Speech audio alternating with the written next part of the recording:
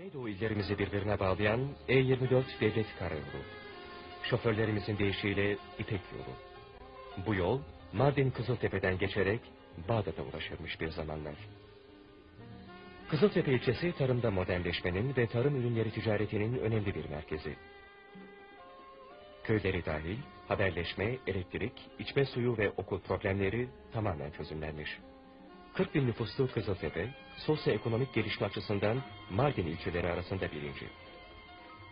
Traktörle birlikte verim artışı sağlanmış, zirai mücadele yaygınlaşmış, toprak-insan ilişkisi büyük bir değişime uğramış Kızıltepe'de.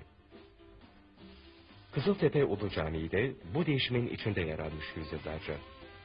Kendine has kubbesi, çarpıcı yüksekliği ve genişliğiyle ayakta, fakat yolcuların, müminlerin uğrak yeri değil artık. Kültür mirasımızın bu yüce eseri restore ediliyor bugün.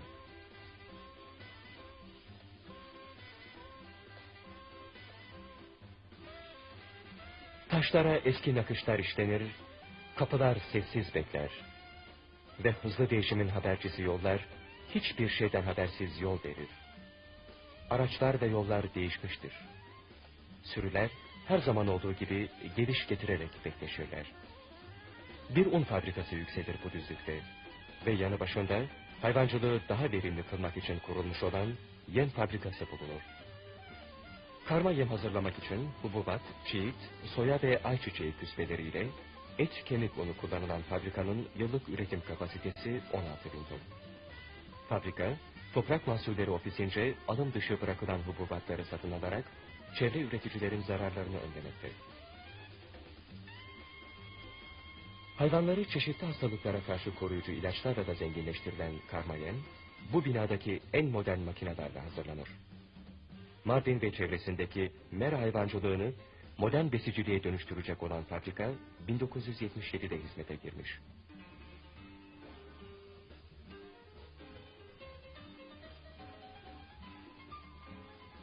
Çevredeki besicilere sevk edilen karma yem, besicilerin daha çok süt, daha çok et, daha çok yumurta üretmelerine yol açmaktadır.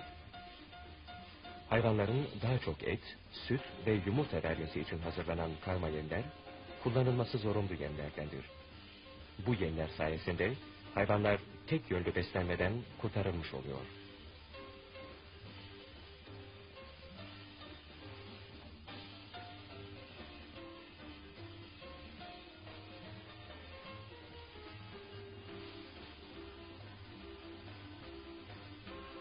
Kızıltepe'de 1974'te kurulan Unity fabrikasında 1981'de başlayan üretim bir süre sonra durmuş.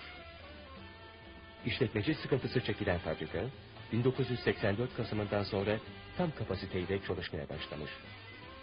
120 kişiyle çalışan fabrika günde 5 ton yün ipliğini işleme, bükme ve boyama kapasitesine sahip.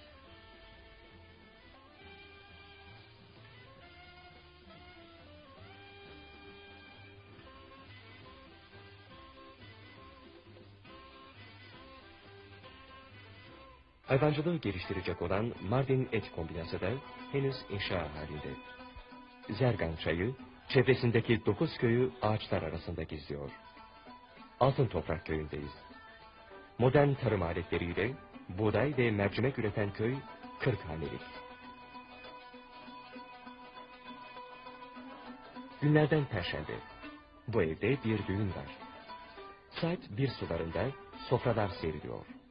Birazdan düğün yemeği verilecek. 5 akrabanın çocuklarının evlilikleri şerefine dostlar, çevre köylüler ve akrabalar çağrılmış. Serapların belirdiği sonsuz ve yakıcı ovadan kurtulup konak serinliğinde dostluklar tazelenecek. Tam 20 oğlak kesilmiş bu yemek için. Etli pirinç pilavı hazırlanmış. Ev sahibinin çocukları hizmet ediyorlar. Ayran ve salata eşlik ediyor bu şölen yemeğine. Ardından tatlı olarak şurup içilecek. Büyük bir iştahla yenen yemek, dostluk için, sevgi için.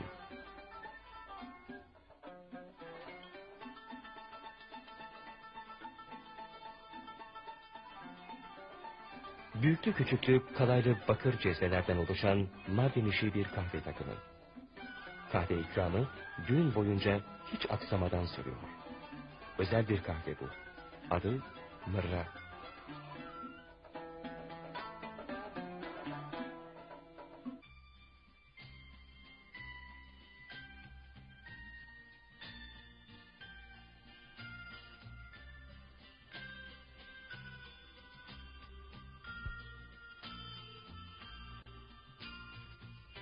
E24 karayolunda sık sık trafik kontrolü yapılır. Bazen vali ve emniyet müdürlerinin de katıldıkları bu kontroller, kazaların önlenmesinde etkili oluyor. Çeşitli kaçakçılık olaylarının da çok görülmesi, bu tür kontrolleri gerektiriyor.